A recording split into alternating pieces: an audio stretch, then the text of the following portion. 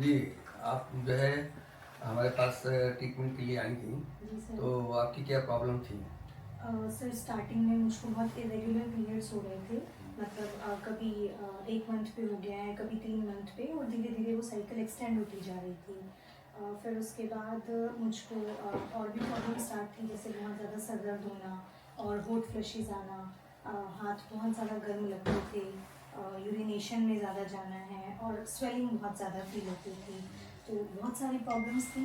तो जब मैं एलोपैथिक में मैं डॉक्टर के पास गई, तो वहाँ पे मुझको कॉन्ट्रासेप्टिव्स पीसीओएस के लिए सजेस्ट किया गया, बट मुझको ये था कि कॉन्ट्रासेप्टिव्स नहीं लेना है। तो इसी वजह से फिर किसी के रेफरेंस से मैं यहाँ पर आई थी आयुर्वेदिक के लिए। जी, तो आपको कितना टाइम हो गया?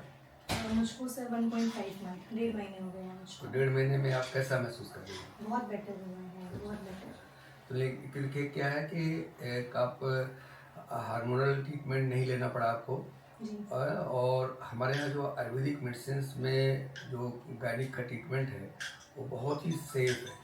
दूसरी बात है आपकी ये जो हमने आपका ट्रीटमेंट जो दिया वो नाड़ी देख करके, और आपके सभी वात पित्त कफ की क्या स्थिति है, तो आपकी और भी चीज़ें क्योंकि इसके साथ जो आपके साथ एसोसिएटेड थी वो भी धीरे धीरे करके नॉर्मल होगी।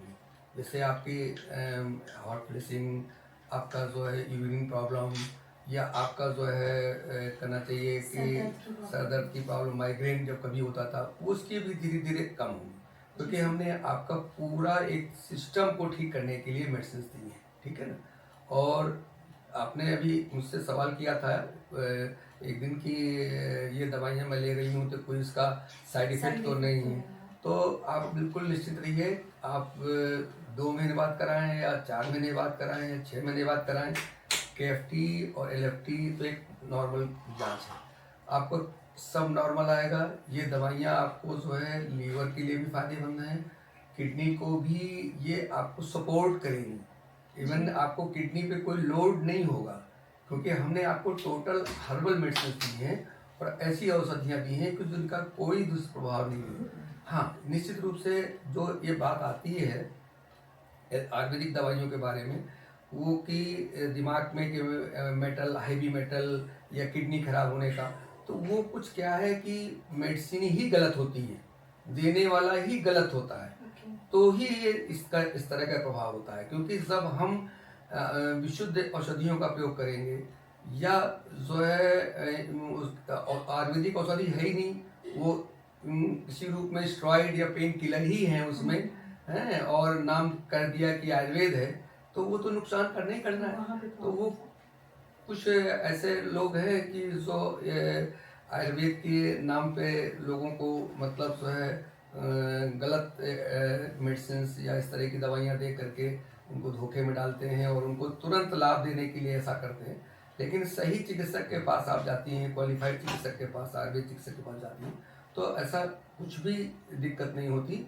ये भ्रम है। और मेरे पास तो बहुत सारे ऐसे रोगी हैं जो 30-30 साल ट्रीटमेंट उनको दिया हमने, और कहीं कोई उनका न एलएफटी गड़बड़ हुआ, न केएफटी गड़बड़ हुआ, और ना ही उनको कोई साइड इफेक्ट हुआ।